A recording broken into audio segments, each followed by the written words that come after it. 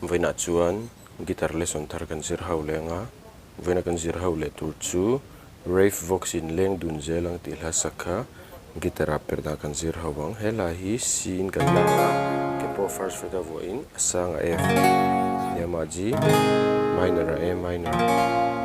chuan a bridge a D minor kan hong zewang chuan a verse a hian hemi kan hmang da ubi ka nga hemi strumming pattern down down